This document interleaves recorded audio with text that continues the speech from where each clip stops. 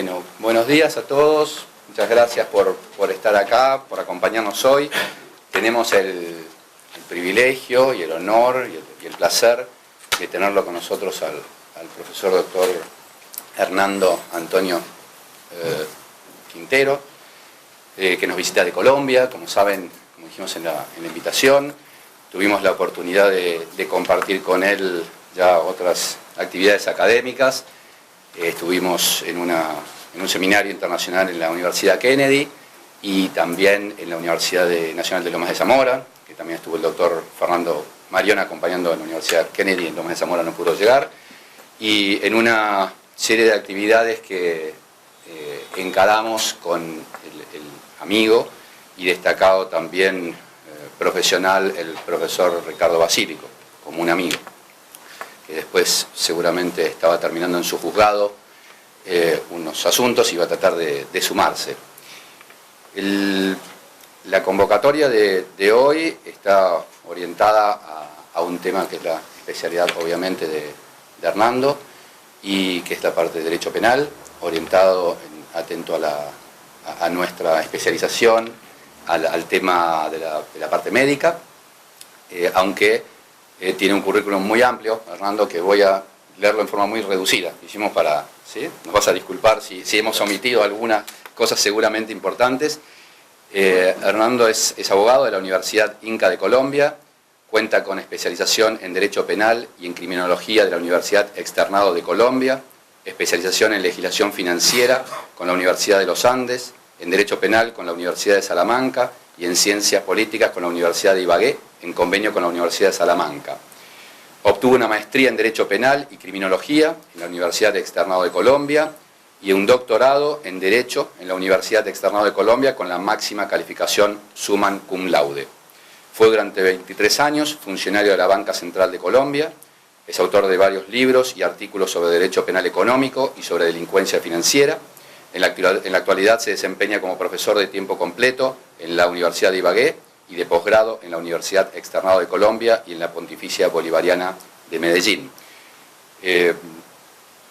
Fernando, antes de cederte la palabra y que compartas tus conocimientos y experiencia con nosotros, quiero agradecer a la gente de Seguros al Día, a Nicolás Galarza, que tienen la gentileza también de estar transmitiendo online tu disertación y esta conferencia, y por antecedentes que hemos tenido en otras conferencias similares que hemos organizado en la compañía, sabemos que seguramente hay más de 1000 profesionales, sobre todo de la industria del seguro, viéndote por computadora en distintos lugares del país.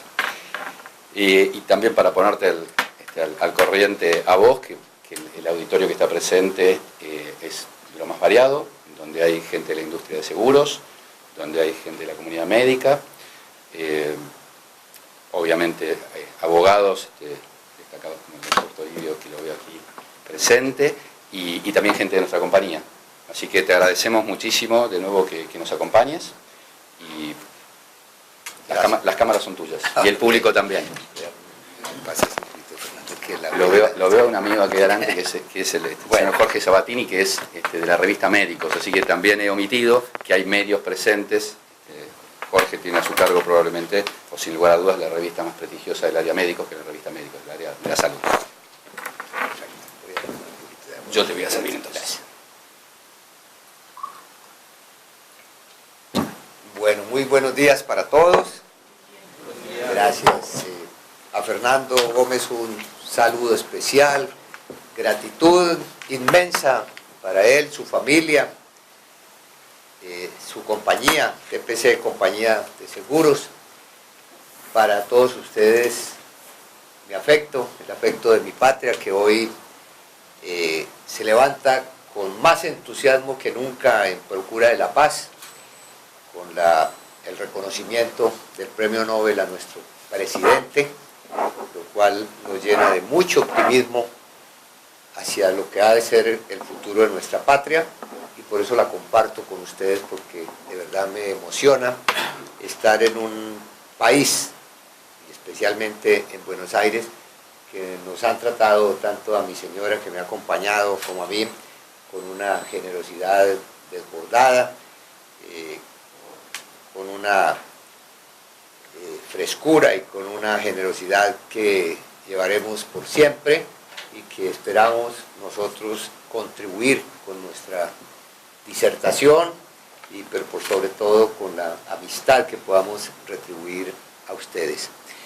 El tema de carácter penal pues siempre tiene una inmensa preocupación, especialmente en la comunidad médica y en otras personas que no están familiarizadas con el tema de los juzgados, con las citaciones, con a veces interrogatorios y demás, y mucho menos con situaciones adversas cuando ha tenido que cobrar alguna responsabilidad.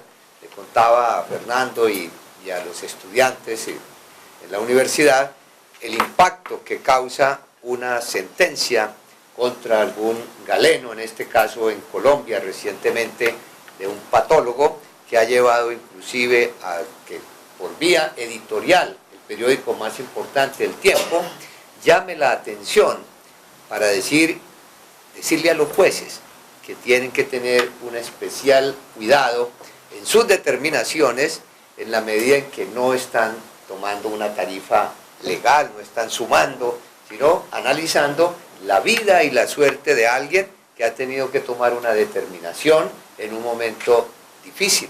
Siempre sabemos las situaciones médicas no son las más pacíficas, ni es en los mejores momentos en los que uno deba ser atendido. Por eso llama tanto la atención el tema de la responsabilidad penal médica, que de hecho tampoco puede estar muy alejada de los temas hoy de carácter civil. Yo he tenido oportunidad de revisar en estos días el nuevo Código Civil y del Comercio que se expide con vigencia de agosto del 2015 y encuentra uno situaciones que aparentemente son muy fáciles, muy cómodas, pero que hay que revisarlas con mucho cuidado y las autoridades, ayer le decía a los jueces y a los abogados de la Universidad de Lomas de Zamora que tuvieran mucho cuidado con estos puntos. Por ejemplo, la inversión de la carga de la prueba. Se ha señalado ya por mandato del código la posibilidad de la inversión de la carga de la prueba. ¿Qué quiere decir esto? En materia civil, que quien está en mejor posición de probar sea quien aporte la prueba. Es decir, en principio parece un concepto fácil, pero tiene sus dificultades, porque ya no es la situación de siempre de la responsabilidad subjetiva, en la cual está fincado el tema de la actividad médica, ha sido reconocida independientemente de todas las etapas que se han tenido, por ejemplo, en Colombia, durante algún tiempo, hasta 1940, se tuvo la idea de que podía ser una actividad riesgosa. Y con ese criterio, pues naturalmente se exigía ya se señalaba una responsabilidad objetiva. La diferencia entre estas dos responsabilidades, aunque sé que muchos la conocen, está en que la responsabilidad objetiva basta comprobar el nexo causal, la actuación de la persona y el resultado para producir una decisión contraria. Es decir, no entra a analizar cuál fue el error, cuál fue la equivocación que pudo tener el galeno, o la clínica o la entidad en la cual se produce el suceso. Mientras que en la responsabilidad subjetiva siempre habrá que analizar en concreto los aspectos intelectivos y volitivos de la persona respecto del hecho, con lo cual hay una enorme posibilidad de demostrar que la persona obró dentro de la lex artis o dentro de su práctica o dentro de sus posibilidades. Entonces yo llamo la atención sobre esto, igual sobre otro punto, Fernando, que me ha llamado la atención, y es que desaparece la diferencia entre la responsabilidad contractual y la extracontractual. Pues en Colombia el debate ha sido muy álgido, porque siempre se ha dicho la contractual implica una responsabilidad de carácter subjetivo, mientras la extracontractual será de carácter objetivo. Autores muy importantes en la Argentina han sostenido que definitivamente no se podría asimilar a estas dos responsabilidades porque tienen, digamos que algunas o muchas diferencias. Por ejemplo, se dice, en Argentina es mayoritaria esta tesis, y lo dijo la Cámara Civil Segunda de la Capital Federal del 17 de abril de 1941, dice, excepcionalmente será extracontractual. Digamos que varios autores, de los que he tenido oportunidad, entre esos Ricardo Lorenzetti, muy respetado en la actividad profesional, académica, dice, la primera cuestión que surge es si la medicina como tal puede ser calificada como actividad riesgosa en la doctrina argentina. La opinión ha sido en general, si bien en términos amplios podría señalarse que siempre hay riesgos. La calificación normativa no permite llegar a tal conclusión. La actividad médica no es por sí misma riesgosa. Entonces hay que de alguna manera llamar la atención hacia los tribunales, que esta es una tarea importante. Fernando, ahora que teníamos una charla aquí en su despacho, me ponía a pensar la actividad que durante muchos años realizamos desde el sector financiero para efectos de sensibilizar a los jueces de la República, que no convencerlos ni hacerlos de nuestro lado, pero sí convencerlos de los temas que tenían relación, por ejemplo, con el lavado de activos. Cuando en Colombia aparece esta figura, irrumpe como una de las grandes delincuencias a raíz del narcotráfico, a raíz de que esos dineros mal habidos tenían que darle apariencia de legalidad, pues el sitio que encontraron, como decía el adagio chino, ¿cuál será el mejor sitio para esconder un árbol? El bosque. Pues el mejor sitio para esconder la plata mala es donde hay plata buena. Y entonces iban a los bancos. Y empezó esta situación y los jueces a llamar a los gerentes de banco a decirle, usted tenía que saber que esa plata era mala. Y entonces ahí empezó a darse una situación de, repito, de sensibilización, en la cual un grupo de personas que trabajábamos en el sector, pero que también habíamos estado relacionados con el sector judicial, empezamos esa campaña de reunirnos, de invitar a los jueces a este tipo de conferencias, por ejemplo, para que, contando aspectos de la vida práctica y demás, la persona fuera entendiendo, y a fe que logramos avanzar mucho. Y lo traigo a colación ahora, porque resulta que en Colombia, este tema de la carga de la prueba, la carga dinámica de la prueba, que es compartir la responsabilidad entre las partes, el que mejor pueda, lleve la mejor prueba. En Colombia hay un momento en que la Corte Suprema, la máxima autoridad, basado en este principio que es de orden civil, que no penal, termina diciendo definitivamente, usted, señor, a quien le encontramos el dinero o quien hizo esa consignación, usted es el que tiene que probarlo si es inocente. Y entonces se cambia totalmente la estructura del derecho penal, que implica que es el Estado el que tiene que probar.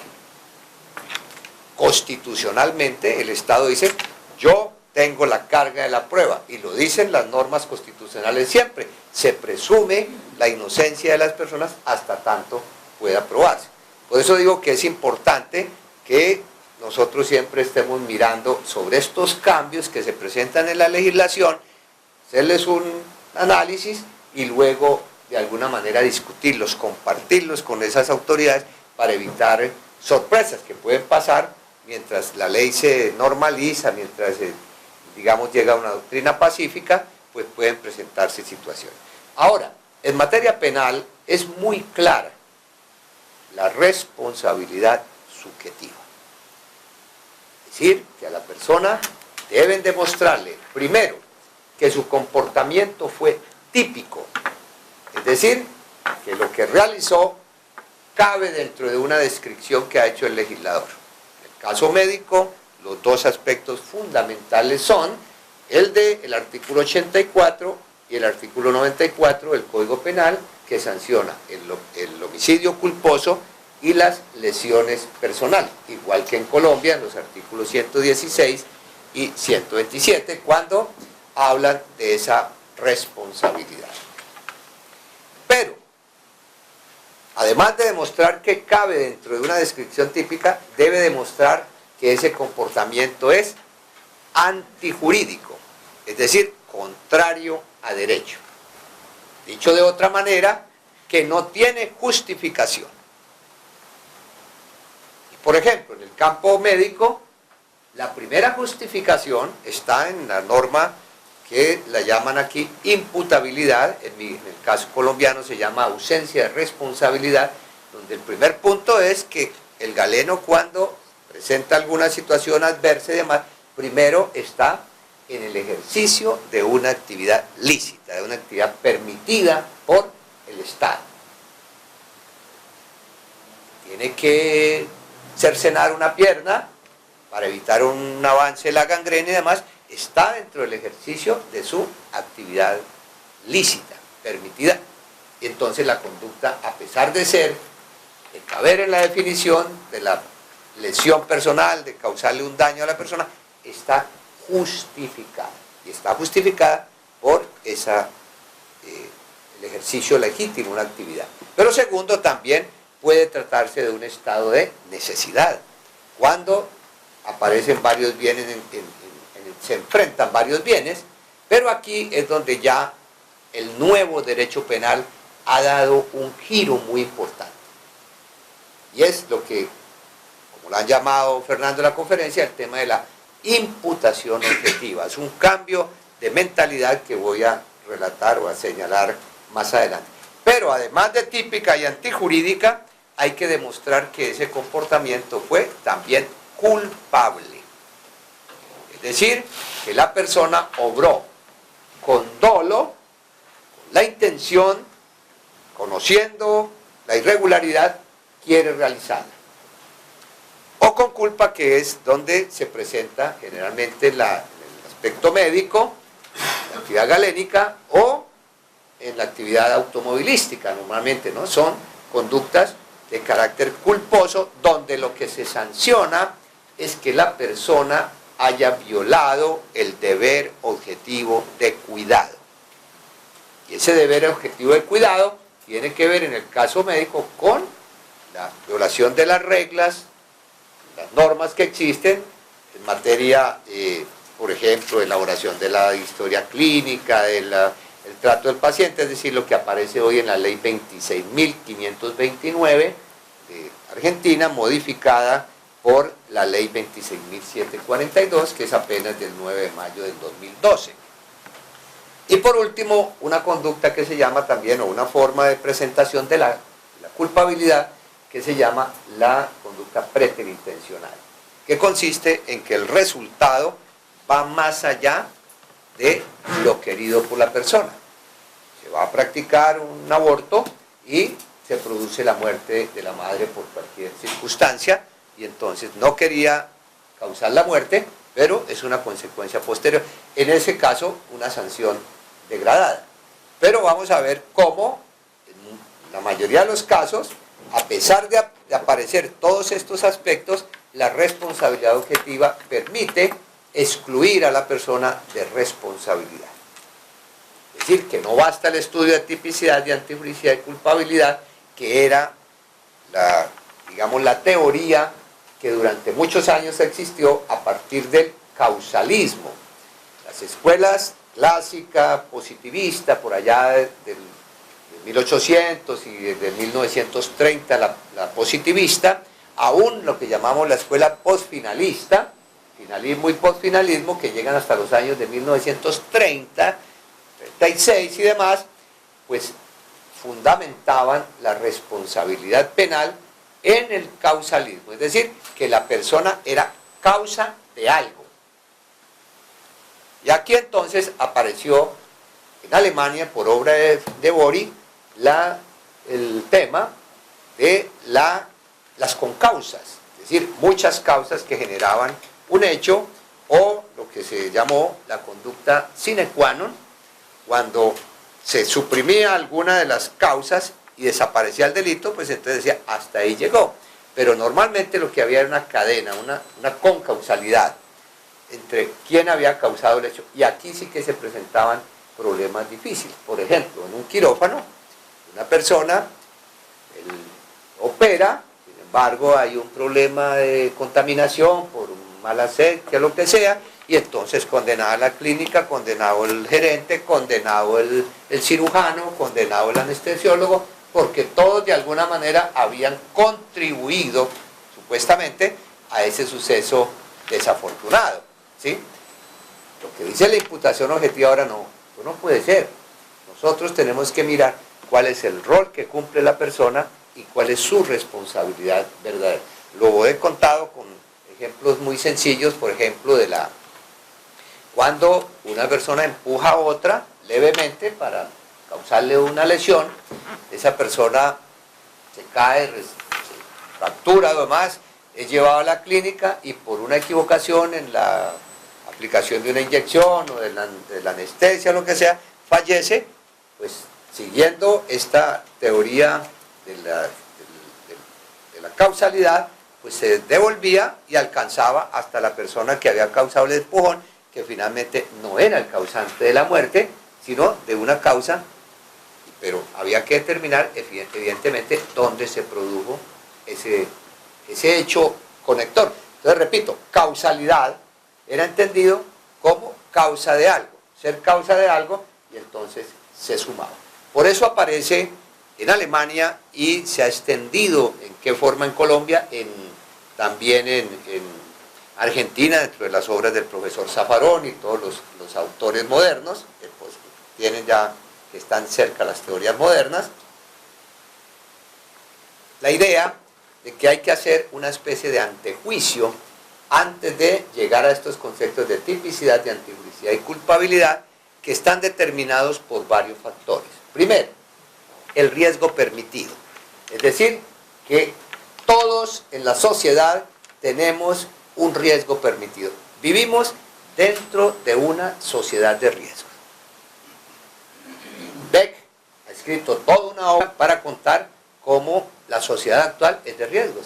Y es de riesgos porque el mundo avanza tecnológicamente y permanentemente estamos expuestos. El solo hecho de conducir un automóvil, ¿sí?, las operaciones complejas que hoy hay en materia médica son un riesgo, ¿cierto? Entonces lo que se dice es, hay que mantenerse dentro de un riesgo determinado. Para eso, nosotros encontramos en el acto médico, que ha sido definido muy bien por la abogada Paula Inés Arnagni, en Argentina, como la intervención directa o indirecta del médico o de sus colaboradores en el cuerpo o la psiquis del paciente para diagnosticar, pronosticar y tratar sus enfermedades o para recuperar, conservar y preservar la salud. Ese acto médico está conformado, lo saben ustedes perfectamente, a través de las 3 etapas del diagnóstico, el tratamiento y el post-tratamiento. Cada una de ellas debe ser analizada en forma independiente y de acuerdo con estos criterios que hemos mencionado.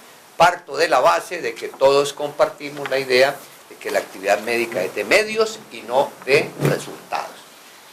Porque si aceptamos la tesis de resultados, inclusive, aunque una corriente muy fuerte dice que en materia de operaciones estéticas, cirujanos estéticos, es de resultado, lo que hoy decimos es, depende del resultado que se haya comprometido. Si el galeno se compromete con un determinado resultado, podría ser responsable por una actividad de resultado. Pero perfectamente hay una serie de dificultades, decía algún autor, si esa persona pudiese de verdad comprometerse de tal forma que no va a presentarse ningún inconveniente y que va a mejorarle su forma de presentarse, demás, su presentación, su demás, pues podríamos compararlo con Dios y es muy complicado, ¿no? Sería ya muy difícil que alguien pueda de verdad comprometerse a ese punto. Luego ahí también dejamos una duda que no puede afirmarse de plano, límite, que se trata de una actividad de resultados. Siempre pensamos que estamos frente a una actividad de medios. Ahora, en esa actividad médica pues pueden presentarse situaciones desde simples omisiones hasta mala praxis, que en algunos casos desde luego es necesario revisar. Tanto la legislación colombiana como la argentina parte de que los delitos de homicidio y de lesiones personales, cuando se trata de actividades médicas, se trata de la violación, generalmente de delitos culposos, es decir, la violación del deber objetivo de cuidado, porque se dan fenómenos de imprudencia, negligencia, impericia o violación de reglamentos.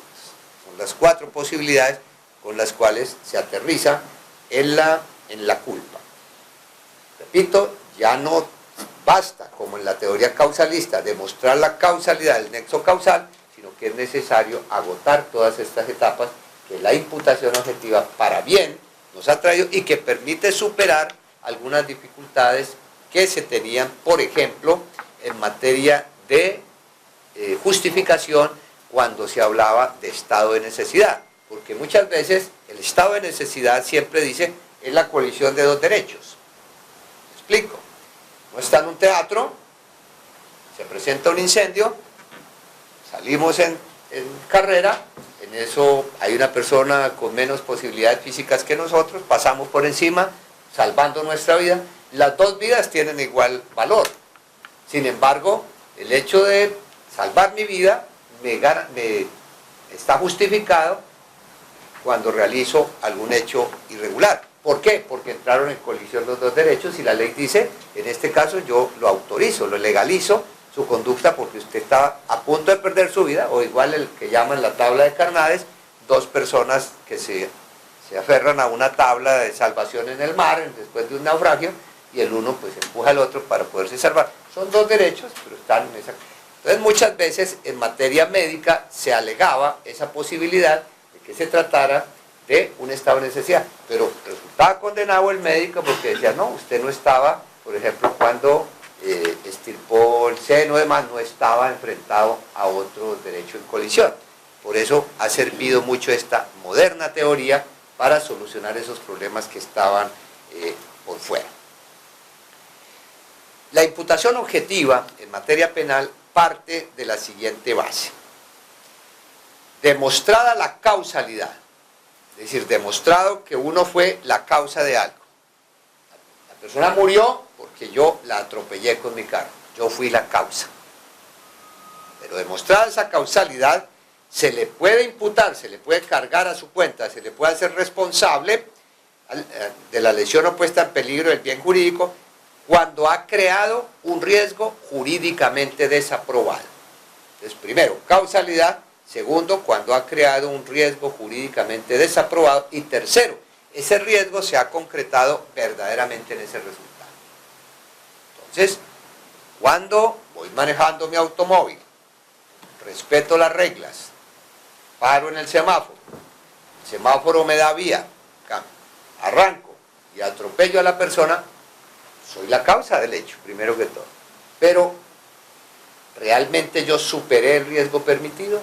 No, estaba autorizado y podría tener la expectativa de que la otra persona iba a cumplir con su rol. Por eso digo que esta teoría de la imputación objetiva está fundada sobre la tarea que Niklas Luhmann hizo sobre el rol que debemos cumplir cada uno en la sociedad. Cada uno de nosotros tiene una tarea o una responsabilidad. Soy aquí hoy el conferencista, son oyentes, salgo de aquí, me iré a encontrar con mi esposa, cambia mi rol a esposo, vendrá mi hija, entonces seré padre, y en cada una tengo una actividad diferente, pero lo que no puedo es superar el riesgo. Igual pasa con el galeno. Evidentemente, pudo haber sido la causa de la muerte. Aplicó una medicina o pasó algo en el tratamiento, muere, puede ser la causa. Viene la segunda parte, superó el riesgo permitido o por el contrario, se ajustó a su riesgo permitido. ¿Cómo?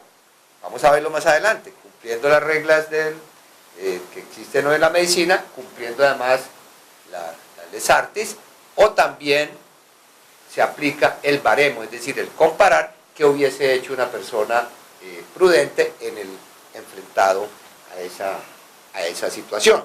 Entonces, importante saber que ya no es solamente el vínculo causal, el haber causado el hecho, sino que es necesario establecer si esa persona superó el riesgo permitido o, digamos, obró dentro de un riesgo desaprobado. Y tercero, fuera de eso, que esa conducta sea la verdadera causante del hecho. Porque puede que el profesional actúe y demás, se produzca la muerte y demás, pero resulta que la muerte no es el resultado de su actuación, sino, por ejemplo, de un hecho extraño para él, ¿sí? Una bacteria o algo que leía en alguna parte, inclusive pueda ser producido por la misma persona o alguna infección o demás, o la asexia de la sala, además, donde ya el galeno tiene que ser exonerado a pesar de estar en todo el proceso. El riesgo permitido surge de la idea de que una sociedad, todos estos avances, trae unos riesgos que nosotros tenemos que tolerar. Si nosotros encerráramos la protección de los bienes jurídicos, llámese vida, llámese propiedad, los quisiéramos proteger como antes, de tal manera que no les pasara nada, pues entonces no podríamos salir a la calle. Porque tenemos el riesgo que se caiga el poste, que el letrero le caiga uno encima, que el tranvía pase muy rápido, bueno, cualquier cosa, no saldríamos de la casa. Por eso, decía yo, Fernando, en estos días, por eso es que nos persinamos los que somos creyentes tanto, ¿cierto? A mí me dicen a veces, hasta usted, ¿por qué se persina hasta para comer? Pues no sé, es que ahí puede estar, ¿no? Sí. Y nuestros hijos van a salir a la calle y entonces nosotros 1, 2, 3 veces y cuidado, ¿no? Y por la vía y tal, ¿no? ¿Qué es eso? Es decirle, allá en la calle está lleno de riesgos, como dice mi mujer cuando me va a salir de noche por ahí a algún lado. En la calle no hay sino peligros, ¿no? Riesgos a toda hora. Entonces, ¿qué hacemos? Eliminamos esto. En la medicina, todos son riesgos. Cualquier operación, por elemental que parezca, lo saben ustedes, y por eso no lo advierten, pues tiene unos riesgos. Dejamos de viajar en avión porque se caen o porque cómo es que se sostiene en el aire y demás. No. ¿Qué es lo que hay que hacer? Limitar esos riesgos, reglamentarlos, decirlo. ¿Qué hacemos para que yo pueda actuar dentro de un riesgo permitido? ¿Qué es lo que se me permite? El residuo que queda después de haber legislado todo esto. ¿Qué es lo que yo puedo hacer? ¿Hasta dónde puedo avanzar? Fue Welzel, un profesor alemán, quien impulsó esta tesis por considerar que existen algunos comportamientos que aparentemente causan una lesión, un daño, pero que son conductas socialmente adecuadas.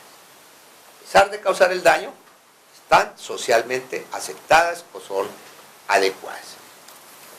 Por esa vía, repito, se han solucionado muchos problemas que antes no tenían. Se entiende por un riesgo permitido una conducta que crea un riesgo jurídicamente relevante, pero que de modo general está autorizado y por ello, a diferencia de las causas de justificación, excluye ya la imputación al tipo objetivo. ¿Qué quiere decir esto?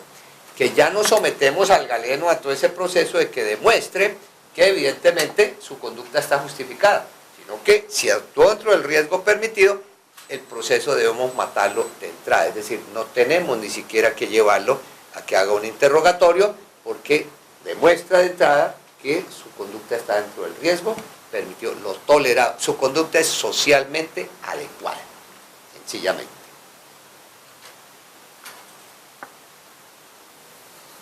De esta forma, el primer punto que debemos tener para saber si obramos dentro del riesgo permitido es cuál es la legislación existente.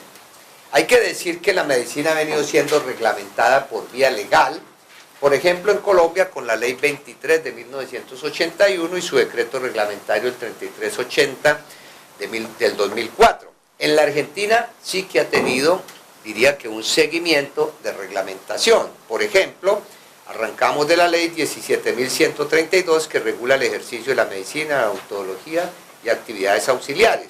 La ley 26.529 que fue modificada por la ley 26.742, tal vez la más importante, diría yo ahora, en materia de reglamentación, porque trata de los derechos del paciente, la historia clínica y el consentimiento informado, que es un tema bien delicado en este momento. La ley 24.004 sobre el ejercicio de la enfermería, por mencionar solo las más importantes. Hay que decir, por ejemplo, que la ley 17.132 dice, le impone una pauta a los profesionales, asistir a los enfermos cuando la gravedad de su estado así lo imponga y hasta tanto, en caso de decidir la no prosecución de la asistencia, sea posible delegarla en otro profesional o en el servicio público correspondiente. Esto tiene una importancia para los médicos porque lo elevan a la posición de garante. Es garante. Realmente la posición de garante lo que enseña es que cuando uno tiene el deber jurídico de impedir un resultado y no lo impide, es tanto como si lo generara. De manera que solo en la medida en que sea trasladado a otro paciente podemos nosotros desligarnos de él. Después de esa primera parte, de tener el cuidado en cuál es la ley que existe y demás, por ejemplo, los médicos deben recitar, diría yo, esa ley 26.742 en todo lo que tiene que ver con consentimiento informado, historia clínica y demás, a sabiendas de lo difícil que es. Yo no me imagino uno frente al paciente con una taquicardia y demás y todo, y tratando de llenarlo, y los jueces muchas veces están esperando que él entregue minuciosamente cada punto, ¿sí? Diría uno que es más importante, si la anotación allí o el cuidado del paciente. Yo a veces me sorprendo de ver que el tema se vuelve tan importante, sobre todo para las EPS y demás, el manejo por computador y que no falte nada y la cantidad de información, antes que cuál es mi verdadero estado de salud, ¿no?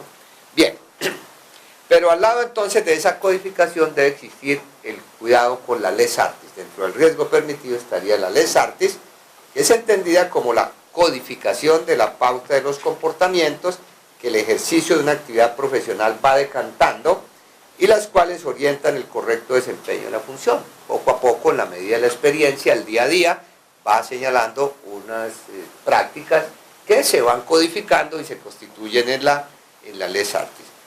Diríamos que esa lex artis se encuentra conformada por las reglas técnicas que deben seguirse con miras a la obtención de los resultados deseados. Quiero sí advertir desde ya que la violación de la lex artis no constituye por sí misma la responsabilidad penal médica. Nadie puede decir, violó la lex artis, entonces es responsable del hecho como tal, porque, recordemos lo que dije hace un momento, es necesario, además de todo esto, es demostrar que el riesgo verdaderamente se concretó por ese hecho en particular. No basta únicamente que digan, es que, como dice una sentencia colombiana que me ha llamado mucho la atención porque la Corte Suprema casi que se vuelve médico y dice, da una pauta como de 20 situaciones que deben seguirse para que haya cumplimiento de la lex artis. Dice uno, ¿a qué horas aprendieron tanta medicina? Y como dice alguien, cuando uno se pone a hablar de estos temas que no conoce, pues tiene el riesgo de equivocarse mucho, sobre todo en materia tan importante como es definir, no solamente en el derecho penal, la libertad o no de una persona, que es de hecho ya gravosa, pero lo más fuerte de todo, que es lo que tiene que ver con el estigma que genera el derecho penal. Cualquiera de nosotros, yo cuento una historia que me imagino cómo se sentirán otras personas, después de haber trabajado, como decía Fernando, 23 años en la banca, de haber ejercido mi derecho penal, de haber estado pues en muchas actividades con jueces y familiarizado con el mundo judicial. A los 2 días de salido del banco, de haber entregado ya para recibir mi pensión, me llega un telegrama que abra mi señora. Yo estaba en alguna otra diligencia y me dije, ábremelo, me lo lee, una citación, y dice, sírvase presentarse con carácter urgente a la fiscalía tal, incumplimiento acarréale sanciones penales. Por supuesto mi mujer dijo, se perdió la plata del banco y usted, quién sabe qué pasó. Muy asustada me llamó y yo también. Con toda la experiencia, sin embargo, sentí un vacío terrible y dije, pero por Dios, ¿qué puede ser? ¿Sí? Y claro, voy al juzgado, a la fiscalía, y lo que me dicen, no, es que lo hemos nombrado abogado de oficio aquí de alguna cosa. Bueno, entonces yo no me imagino cuando a alguna persona que no tiene esa familiaridad le dicen que tiene que presentarse con carácter urgente y que si no le acarrea sanciones penales. Uno ya se siente más o menos con el vestido a rayas allá metido, ¿no? Bien. Entonces la lex artis por sí sola no es suficiente, vamos hablando de las normas, la lex artis, y por último debemos contar con los parámetros que se ha llamado por algunos el baremo o el juicio comparativo. Cómo hubiese obrado una persona muy diligente, muy cuidadosa en un caso particular. Esta partecita recibe, pues la verdad, muchas críticas, porque dice, por ejemplo, Marco Antonio Terragni, que es un gran penalista también argentino, dice: en el ejercicio del arte secular tenemos la actuación real, la que hizo un profesional de carne y hueso, con nombre y apellido, historia, la que hubiese hecho un buen médico requeriría reconstruir con la imaginación ese personaje, del que obviamente no se conoce el rostro, no se sabe a dónde ni cómo habría obtenido su saber y su habilidad. Al médico de carne y hueso sujeto a un proceso penal, le resultará de una crueldad inusitada que se le compare con un personaje que solo tiene existencia en la cabeza del juez y por tanto no lo puede cuestionar, no le puede preguntar. Tiene toda la razón. ¿Cómo hace uno sentado en un escritorio, como juez o como magistrado, para imaginarse qué hubiera hecho un señor al que uno se imagina como diría, como el Código Civil, doctor decía, un buen padre de familia, ¿no? ¿Cómo sería? Hoy ya ni siquiera se usa, en Colombia es como un diligente empresario, ¿no? Ya van cambiando porque de negocio, porque ya de pronto los padres algunos no somos tan responsables, entonces. Bien.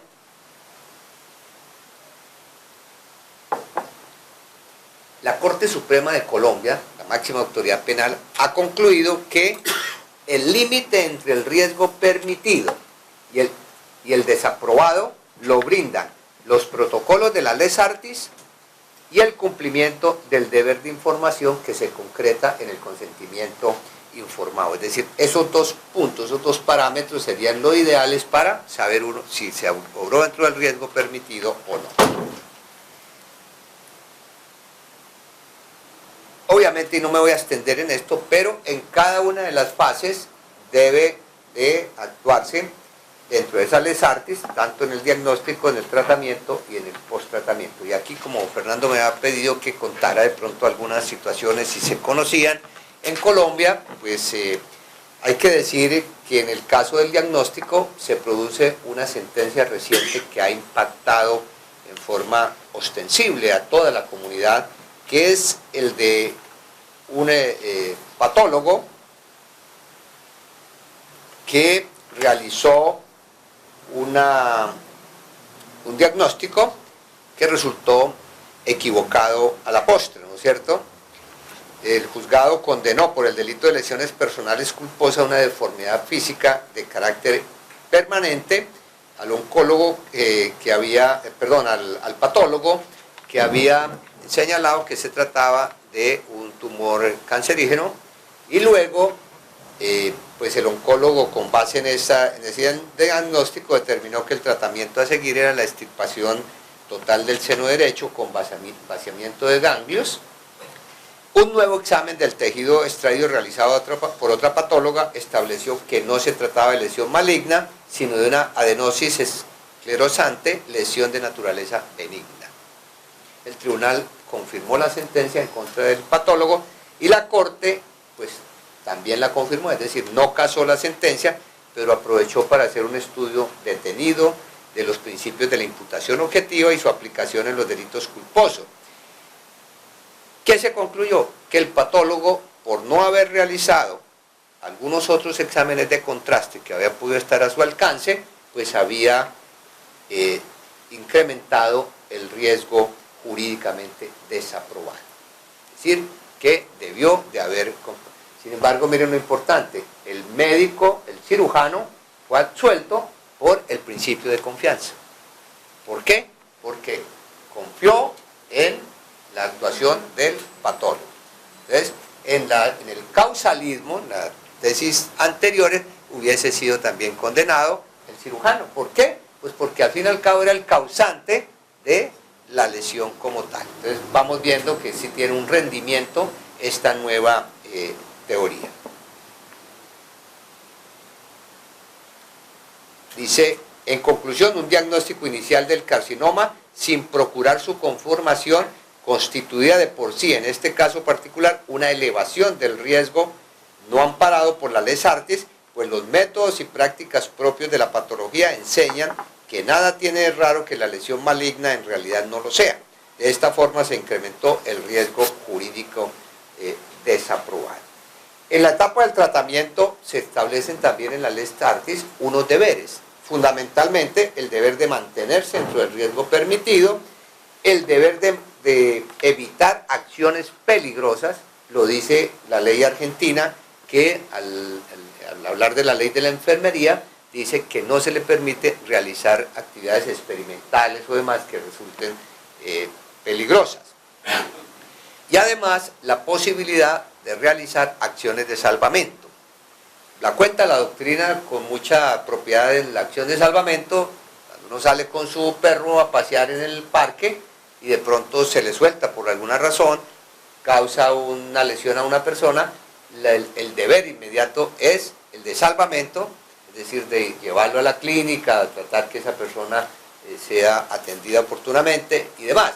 En el caso de la medicina, cuando se produce una situación especial por un error o por una equivocación y demás, el deber del galeno es realizar labores de salvamento si está a su alcance o de lo contrario, pues obtener el apoyo necesario. Por ejemplo, evitar acciones peligrosas es no utilizar instrumentos que todavía no tengan una aceptación total por la comunidad médica o por las autoridades pertinentes. En el post-tratamiento, aquí también hay un caso que le contaba a Fernando sobre una operación en la clínica Santillana de Cali en el 2003. Una ciudadana se sometió a una intervención quirúrgica de implantación mamaria, inyección glútea y lipoescultura, la que practicó un cirujano estético. Al tercer día del posoperatorio, la paciente exhibía extensas zonas de enrojecimiento y úlceras entre la piel del abdomen, a las que se sumó un intenso dolor y fiebre, vómito y malestar general. El médico comentó que se trataba de un proceso normal y le envió 10 sesiones de una cámara hiperbárica. Realmente la situación se agravó, y nuevamente no hubo antibiótico, parece, sino otras medidas menos eficientes, y la paciente consultó a otra clínica y de inmediato pues, fue internada y logró salir adelante, pero iniciado el proceso, el médico estético fue condenado por unas lesiones personales en esta persona y fundamentalmente aquí es donde digo que la Corte asume una tarea médica. Con la dispensa de ustedes voy a leer lo que dice. Dice, de acuerdo con el protocolo terapéutico era necesario, dice la Corte, primero, programar enseguida de la operación las citas de control domiciliarias o en consultorio que sean necesarias para tener pleno conocimiento acerca de la evolución o involución del paciente, teniendo en cuenta que la primera de ellas no puede sobrepasar el tercer día, como quiera que es un periodo indispensable para que cualquier complicación empiece a hacerse notoria. Segundo, elaborar un diagnóstico precoz sobre el estado de salud de la persona intervenida que permita establecer probables complicaciones y el tratamiento a seguir. Tercero, ante la evidencia de un profuso enrojecimiento de la piel indicativo de eritema inicial, el suministro de oxígeno hiperbárico, cámara de inyecciones y aplicar cremas antibióticas hasta que se defina la lesión. Cuarto, hacer escarectomías parciales con químicos si la lesión es superficial para mantener limpia la piel y permitir un proceso adecuado. Bueno, es decir, llega hasta la 10ª. Solicitar el apoyo por interconsulta que demande para la atención de la lesión. Realmente, mire lo que dice la Corte, si el profesional de la medicina estética cumple con los estándares mencionados, se habrá satisfecho el deber objetivo de cuidado y por modo alguno la creación o incremento del riesgo permitido podría serle atribuido.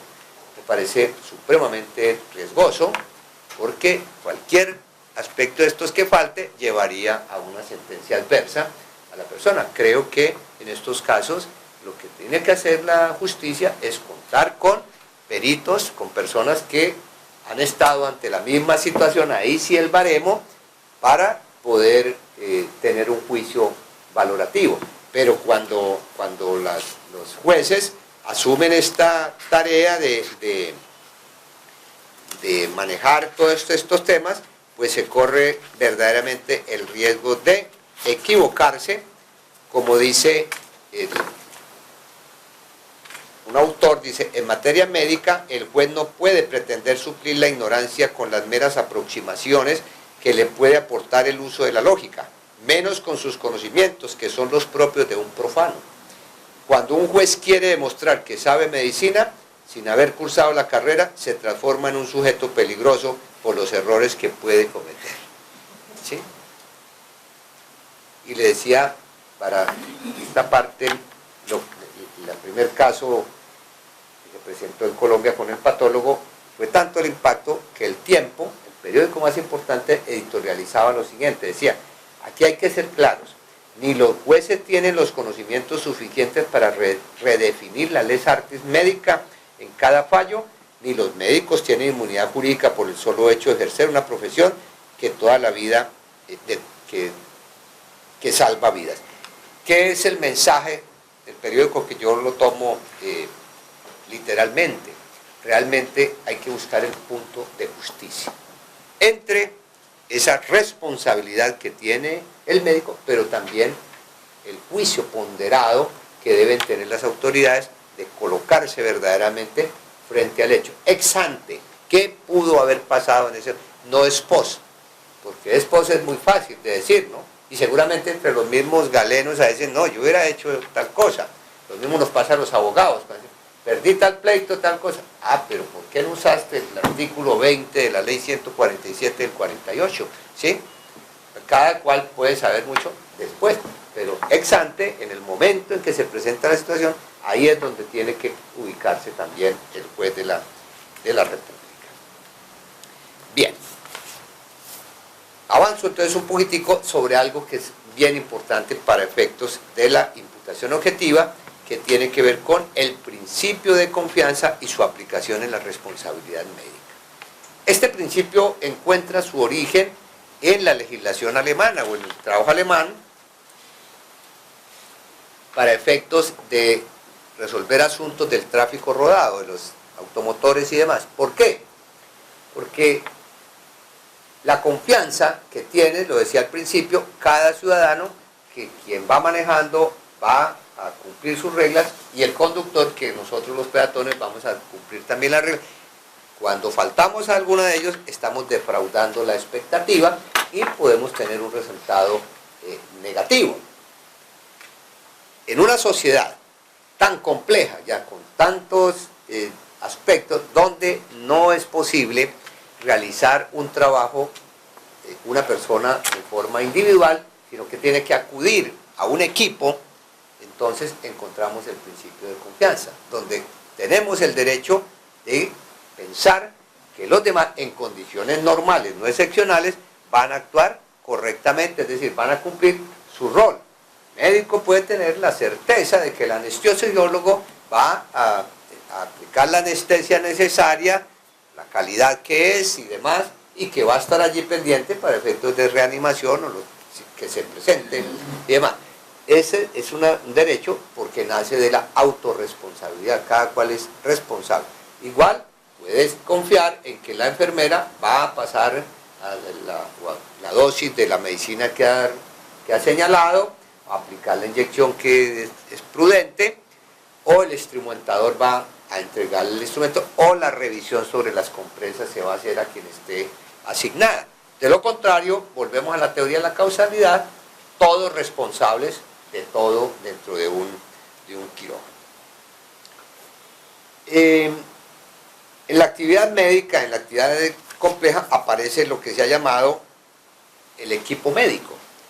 El artículo 129 del Código de Ética de la Asociación Médica Argentina señala que el objetivo fundamental que debe cumplir un equipo de atención médica es lograr que un conjunto de personas trabajando armoniosamente puedan brindar una atención de excelencia a los pacientes que se encuentran bajo sus cuidados, tratando de lograr la curación del enfermo. Entonces, en ese equipo aparecen una serie de personas en ese acto médico que desarrollan un rol trascendente. Aquí aparece entonces la confianza, el principio de confianza horizontal y vertical. El principio de confianza horizontal es aquel que se tiene entre personas que están al mismo nivel. Médico, anestesiólogo, ya no hay esa diferencia, ese se daba como un segundo nivel al anestesiólogo, no, hoy están en el mismo nivel, tienen la misma responsabilidad y cada uno puede confiar en que, relataba antier, como en alguna parte, en algún proceso, fue condenado el médico cirujano por haber permitido que el anestesiólogo saliera a contestar una llamada y entre tanto se produjo la muerte del paciente por alguna situación especial. Ese es un juicio muy dramático porque parece cosa de momentos, no cosas eternas. Bien. En materia vertical es la confianza que tiene el cirujano, por ejemplo, en personas que dependen de él. Dependen de él como la enfermera, la persona que está rotando, el instrumentalista, siempre y cuando dependan de él. Tiene una especie de posición de garante frente a la actuación de esas personas. Ahora, existen situaciones excepcionales en las cuales, a pesar de que esa persona confía, pues no se puede dar. Por ejemplo, cuando la persona entra embriagada, cualquiera de los dos, naturalmente la otra persona confía en que está en buena disposición y se produce una falta. Desde luego, si alguno advierte, pues debe de inmediato solicitar el reemplazo o la sustitución de esta persona. Pero el principio de confianza aquí entonces parte de la base que cuando he actuado porque confío en que las otras personas van a obrar dentro de su rol y demás, y actúan indebidamente, sin que existan situaciones excepcionales, estoy liberado de la responsabilidad. Y generalmente el cirujano, en muchas ocasiones, por la actuación inadecuada de otras personas, recibe esa absolución. La legislación argentina dice, en su ley 17.132, que está prohibido a los profesionales que ejerzan la medicina delegar en su personal auxiliar facultades, funciones o atribuciones inherentes o primitivas a su profesión. ¿Qué es lo que quiere decir? El principio de confianza no llega hasta que yo pueda confiarle lo que es mío. Mire, venga, haga aquí la cintura, si es que tengo que hacerlo, o venga, produzca no sé, intervenga que en este momento, porque estaría superando el riesgo permitido. Pero sí, dentro de las posibilidades. Ahora, hay situaciones en las que hay que tener mucho cuidado. Cuando hay una persona, un estudiante, porque ya está avanzado, pero tiene la oportunidad de participar, en ese momento el cirujano, el jefe del equipo, es responsable de la actuación de esta persona. Entonces no puede entregársele toda esa autoridad.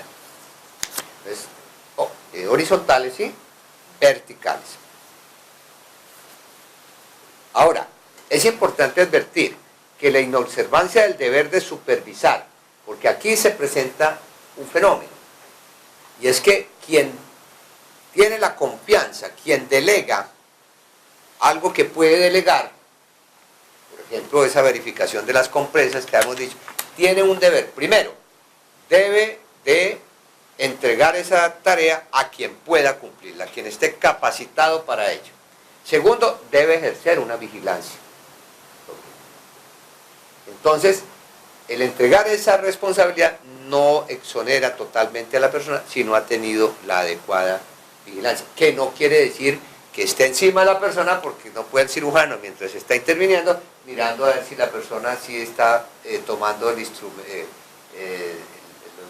instrumentos, que esté bisturí, que esté totalmente desinfectado, que no tenga problemas, que no esté, no sé, contaminado por algo. Pero sí una vigilancia que sea. Ahí es donde vuelvo la importancia de que nuestros jueces entiendan estos conceptos y ojalá alguna vez los inviten para que conozcan y vean las urgencias y los afanes que se tienen, o por lo menos que podamos ver esos programas que están ahora de moda, por lo menos en mi patria, de sala de urgencias, donde se presentan 3 y 4 situaciones, donde hay que hacer una transfusión inmediata y demás, y bueno, tener tantas situaciones, además del cansancio normal de una actividad como tal. Algunos casos paradigmáticos en Colombia de los problemas de la aplicación del principio de confianza fue el tema de las compresas, donde a una paciente que la operan en 1992 se le había determinado que tenía una colecistectomía, debería ser sometida a una colecistectomía, la cual se practicó, posteriormente se dio de alta, regresó con algunas dificultades, dolores abdominales y demás, la revisan y no pasa nada, luego va a otro centro y se descubre, porque se ordena un examen al gastroenterólogo, el gastroenterólogo al introducir la sonda detecta que no puede seguir y entonces advierten que hay una compresa que se quedó allí. Viene la investigación y se condena al médico asistente porque era la persona a quien se le había delegado esa tarea. ¿Sí? Fíjense ustedes lo curioso. En materia civil condenan también al cirujano. Le dicen, porque usted no ha demostrado que usted no es responsable. Es una típica responsabilidad objetiva. Aquí tenemos que tener cuidado, por eso el derecho penal en esto muy positivo desde el punto de vista de la imputación objetiva, porque dice, evidentemente está demostrado que el cirujano ejerció el principio de confianza frente a su médico auxiliar, que estaba en la posibilidad, conocía el tema, era ya un profesional, y le dio las instrucciones precisas, y pues ejerció la vigilancia que puede hacerla.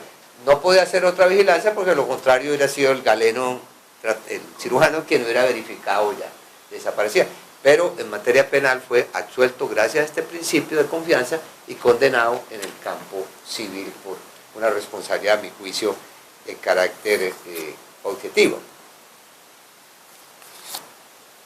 También se ha debatido mucho el principio de confianza en los procedimientos experimentales, es decir, cuando aparecen ciertos tratamientos, especialmente en la cirugía plástica, y decide un cirujano, por ejemplo, intentar una nueva técnica en la liposucción, que se viene trabajando pero que no ha sido formalmente aceptada. Como consecuencia, de pronto el paciente muere o tiene alguna deformidad o demás. En la investigación se vinculó en este caso al médico y al anestesiólogo. Después del juicio, el anestesiólogo es exonerado porque cumplió adecuadamente con su tarea, mientras que el cirujano tuvo alguna situación irregular. Pero en principio habían sido vinculados al proceso los dos. El anestesiólogo logró demostrar que la dosis que había utilizado y la calidad, lo que sea, era la adecuada. En los equipos en desarrollo también hay un tema importante que se presenta cuando la clínica o el hospital adquiere unos equipos. Si esos equipos son adquiridos al fabricante, todos los requerimientos de ley, y el equipo falla, el cirujano no será responsable por el principio de confianza que le indica que debe confiar en que los equipos que adquirieron son los adecuados. Igual la clínica es exonerada y debe ser condenado el proveedor de los equipos. Cuando hay mal mantenimiento, también queda exonerado el funcionario, el cirujano, y podría ser responsable de la clínica si no demuestra que practicó el mantenimiento que era necesario. Finalmente existen en ese campo el empleo de capacidades ajenas, y es que partiendo de la incapacidad de dominar todos los aspectos de la determinada actividad, se acepta que en profesiones como la medicina se acuda al empleo de capacidades ajenas. Por ejemplo, un cirujano sabe que para operar se requiere aplicar anestesia, tiene que acudir a la persona encargada del anestésico. Asimismo, para la correcta atención de un enfermo se requiere que a este se le practiquen exámenes de laboratorio. Pues el médico no puede convertirse en bacteriólogo y realizarlos. Entonces ahí opera el principio de confianza, de que lo que ha señalado el bacteriólogo pues se ajusta verdaderamente a los resultados y con base en eso puede actuar la persona. De otra parte, uno de los temas más complicados, que también forma parte de ese gran tema del riesgo permitido, es el consentimiento informal. Consiste en la aquiescencia o autorización que da el paciente para que el médico realice un determinado procedimiento después de que éste le ha explicado en términos que le sean entendibles en qué consiste el procedimiento, qué efectos se van a derivar del mismo, cuáles son los riesgos objetivos que genera, qué otras alternativas distintas existen. Es decir, de contarle todo. ¿Qué le puede hacer? ¿Qué tratamiento se le puede dar? ¿Qué pasa si no utiliza el tratamiento? ¿Qué consecuencias puede tener? ¿Y qué otras alternativas hay? Quien cumple con esos parámetros está cumpliendo la Lex Artis y no tiene ninguna dificultad. Aquí dicen que es donde aparece la diferencia entre la medicina paternalista, que durante mucho tiempo existió, donde el Galeno, y con toda razón, la persona que conoce y sabe, pero el paciente pues no participaba, pero con todos los desarrollos del derecho constitucional, principios de dignidad, autonomía y demás, pues hemos dado el paso a lo que se denomina hoy ya la autonomía, donde el paciente debe estar informado y debe tomar una decisión. Y la tarea del Galeno es informarle y con base en eso seguir el tratamiento adecuado. Así lo establece, por ejemplo, la ley 23 del 81 en Colombia. En Argentina, todas las normas, especialmente la ley 26742, trae un específico tema sobre el conocimiento informado.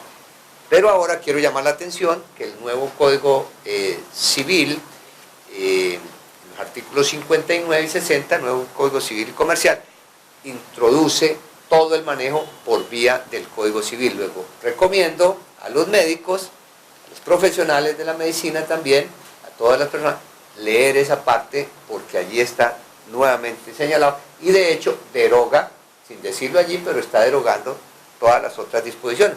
Luego hay que mirar si tiene algo de nuevo, que de pronto no lo tengamos nosotros para efectos de llenar nuestro consentimiento informado y no vayamos a caer en un error por un desconocimiento de ese tema. Este tema del consentimiento informado no es de cada país. Hay unos convenios, por ejemplo, en Europa, la Declaración sobre Promoción de los Derechos de los Pacientes en Europa de 1994, promovida por la Organización Mundial de la Salud, el Convenio del Consejo de Europa para la Protección de los Derechos Humanos y la Dignidad del Ser Humano, con respecto a la aplicación de la biología y la medicina, el 4 de abril de 1997, la Declaración Universal sobre el Genoma Humano y los Derechos Humanos de la UNESCO del 11 de noviembre del 97. En la Argentina lo encuentran ustedes desde la ley 17132, la 26529 y le repito, artículos 59 y 60 del Código Civil y del Comercio, que recomiendo mucho leerlo para ver qué trae de nuevo, porque allí también inclusive esta norma ha sido modificada con lo que se ha llamado por algunos la posibilidad de anticipar algunas determinaciones en torno de la salud,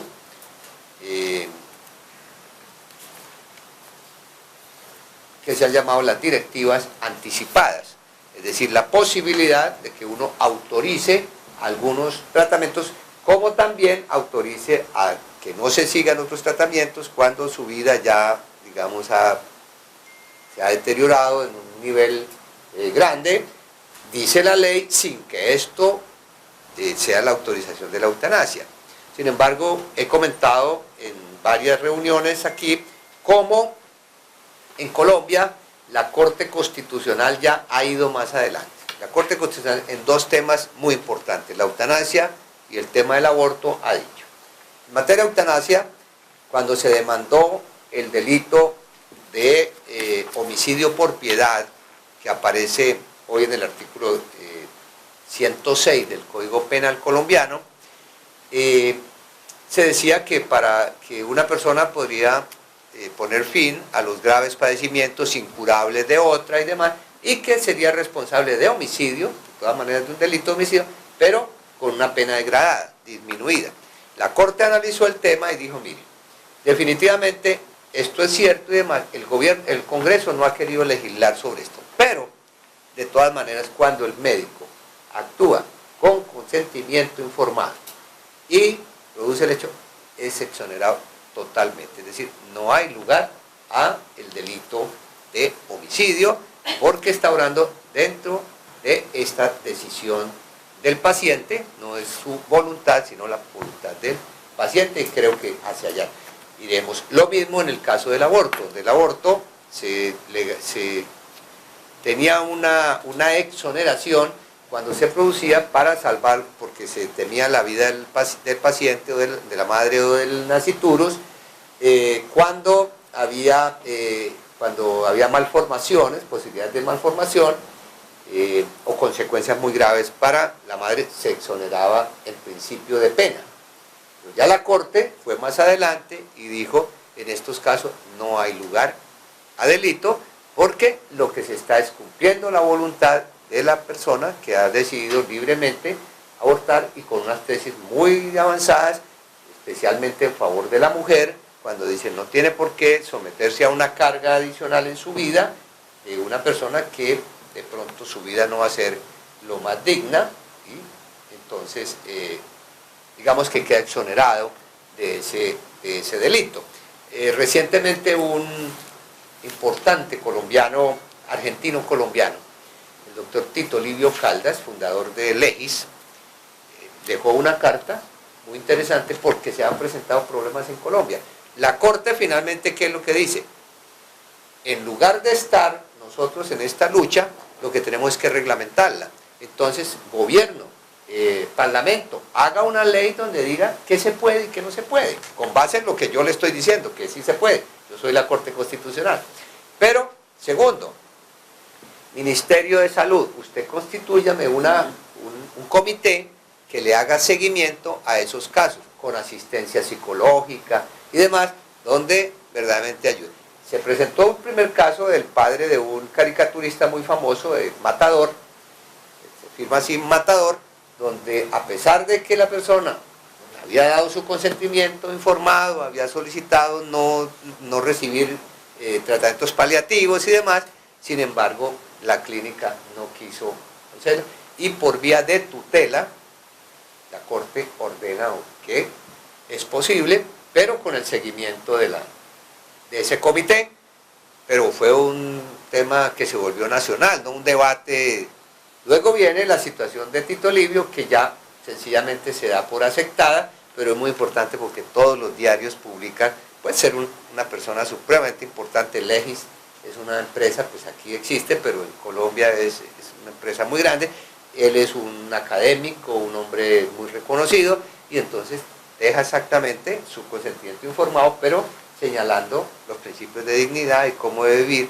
Dice, no quiero ningún otro tratamiento y demás. Y entonces diría que allá va abriéndose mucho camino esta posibilidad, porque de todas formas puede terminar un galeno enredado en un proceso de estos cuando está atendiendo esa voluntad. Humberto, no, estamos pasados de tiempo, pero empezamos tarde. Lamento, odio interrumpirte y acelerar, digamos, el final, ya para dejar 2 minutos por si alguien tiene alguna pregunta o algo. Correcto. Y vamos a contar contigo en, digamos, de distintas maneras y colaboraciones, y que van a tener todas oportunidad, tendremos de seguir escuchándote. Pero si querés cerrar con quería cerrar con dos puntos importantes. Todo este tema, que es responsabilidad del médico y demás, pasa también por la responsabilidad del paciente. Es decir, si el paciente no atiende las recomendaciones, las sugerencias, las instrucciones del galeno, se coloca para la imputación objetiva en lo que se ha llamado la autopuesta en peligro. Es decir, acciones a propio riesgo, y será responsable, es decir, el propio paciente, de lo que pueda suceder, digo yo, que automáticamente exonera al médico tratante de cualquier consecuencia. Y visto todo esto, que se da la puesta en peligro, es decir, la superación del riesgo permitido, que el principio de confianza es superado y demás, aún así es necesario que evidentemente el riesgo que se concretó, la muerte o las lesiones, sea el resultado del médico, es decir, no de una causa extraña, porque regresaríamos a la causalidad. Entonces, en este caso lo que tenemos es que esta teoría, a mi juicio, de la imputación objetiva, que repito, ya en Colombia se aplica ampliamente y en otros países también, permite que el médico tenga o el cirujano y los galenos en general tengan un tratamiento más adecuado con su realidad y salgamos de esa imputación de carácter subjetivo muy propia del derecho administrativo o del derecho laboral, que es de grandes riesgos y demás, y no de esta actividad médica, que es una actividad de humanismo, es una actividad con una generosidad extraordinaria, donde está de por medio la ética de las personas y demás, y no una empresa como cualquier otra. Muchas gracias.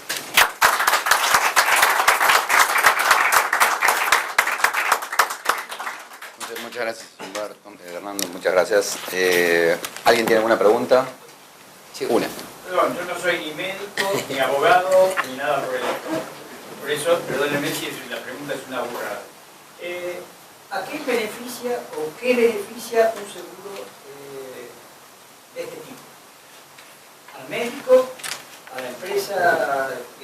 O sea, ¿a las clínicas? ¿A qué beneficia? Sí, esta la dejo a ti. Bueno, perfecto. Yo no sé. Bueno, sí, no, para responder fácilmente y rápido, diría que beneficia a todos.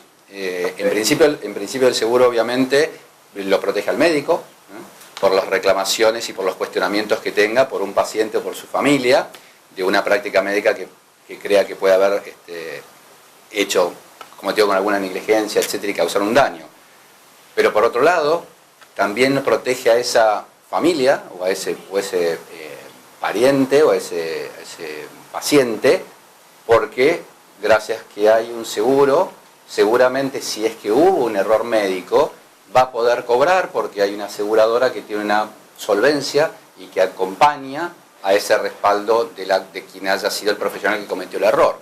O sea que si lo llevo al tema de los seguros automotores, que son obligatorios, por ejemplo, y el concepto del seguro obligatorio automotor no está queriendo proteger primeramente al dueño del auto o al conductor, sino a que esa persona, digamos, al bien común, al público en general, logre tener una compensación, una retribución por un perjuicio que pueda haber sido, que haya podido recibir, ¿no? Ese caso yo lo entiendo. Yo no entiendo los casos, por ejemplo, de una contaminación dentro de una clínica, ¿no es cierto?, donde existen responsabilidades X. ¿A quién beneficia el seguro? Porque realmente son todos culpables. La clínica, el médico, ¿por qué? Porque no se toma la prevención. Sí. La prevención no se toma. Entonces, si no hay prevención, ¿a quién beneficia y quién es el responsable? Sí, a veces hay prevención y la prevención no es suficiente. Digamos, en muchas oportunidades. ¿A quién le pagan? Es decir, ¿quién toma el seguro y a quién le pagan? Quienes toman el seguro toman los profesionales en forma individual, lo toma una institución, lo toman. Están asegurados, en este caso, claro, con un seguro, o sea, el médico paga un seguro por irresponsabilidad en este caso. Bueno, paga un seguro por su responsabilidad, por la responsabilidad que pueda tener. Claro, sí, no solamente los médicos, le quiero aclarar. No, yo soy ambientalista, ¿no sé? Sí. Soy geólogo, hago estudios de impacto ambiental, hago estudios ambientales, y yo le digo que en este momento hay un desconocimiento total ¿cómo se llama?, de los monitoreos. Es decir, usted no sabe dónde está contaminado o a qué nivel que lo va a perjudicar. Por lo tanto, no hay nadie responsable en este momento de un problema ambiental. Sí, bueno, el tema ambiental. Usted está asegurando un problema ambiental sin saber qué es lo que está asegurando. Sí, una primera recomendación que me permitiría hacerle es que quizás deba también tomar un seguro usted de responsabilidad profesional, porque alguien puede cuestionar, no porque se equivoque, porque alguien puede pensar que usted cometió un error en un informe geológico o un análisis. ¿A quién le paga? A quien esté perjudicado por ese error. Claro. Sí, aquí no, es muy, digamos, pensemos de esta manera, un cirujano que ha llevado una vida ejemplar durante 30, 40 años, ¿cierto?, por una situación de estas, muchas veces sin su responsabilidad. Perdóneme, yo entiendo esos casos.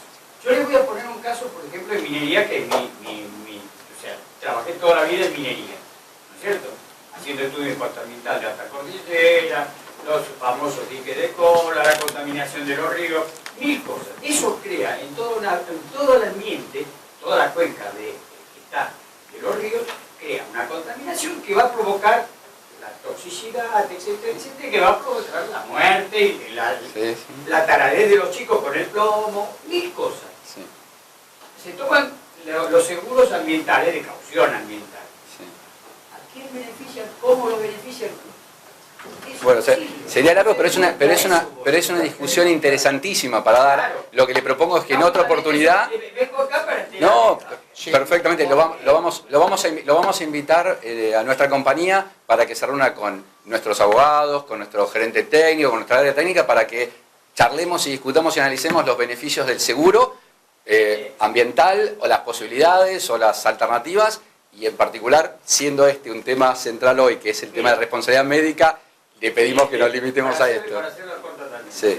Esto lo estuve hablando con el doctor Lemus. Sí, claro.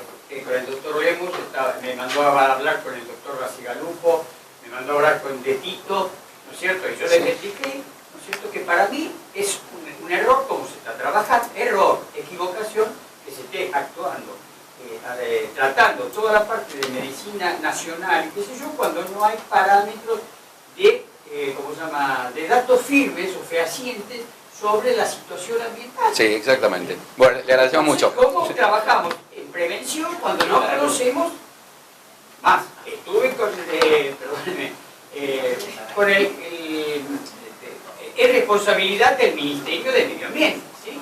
Ahí está un profesional que está en monitoreos, y cuando se le pregunta cuál es el monitoreo dentro de las cordilleras de los Andes, de un dique de cola, de X millones de metros cúbicos, X, sí, no sé, o qué va a causar eso, o qué, no tiene la menor idea. Será bueno que ese funcionario público también contrate un seguro de responsabilidad profesional. Discúlpeme, tenía una pregunta más. Gracias.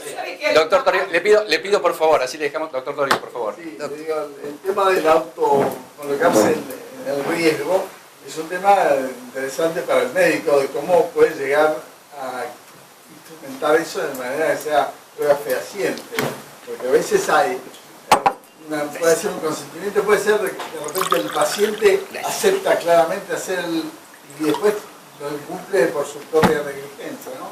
Es un tema complicado, ¿no? Sí, la mala praxis del paciente. Claro, es decir, ¿cómo pruebo eso? Porque después uno muchas veces se encuentra con, ni siquiera va a venir ese señor a reclamar sino sus deudos, Sí. que tienen otra actitud sobre el tema, ¿no?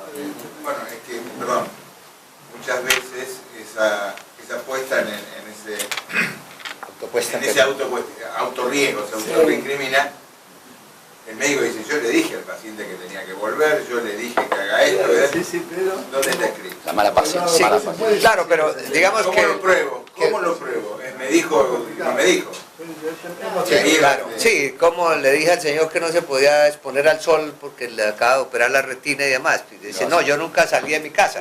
Sí, claro, eso es un tema, pero desde luego aquí lo importante es que en derecho penal pues se da la posibilidad de que el Estado es que tiene que demostrar esa responsabilidad, ¿no?, para el médico, y él tendrá que buscar también la manera de sus testimonios. Ahí entra la importancia del seguro, cuando el seguro dice, yo le voy a colocar el mejor abogado, o voy a contratar algún un especialista que demuestre que usted se expuso al sol, por ejemplo. Humberto, bueno, tenemos a las 14 horas, tenemos otro compromiso, te agradezco.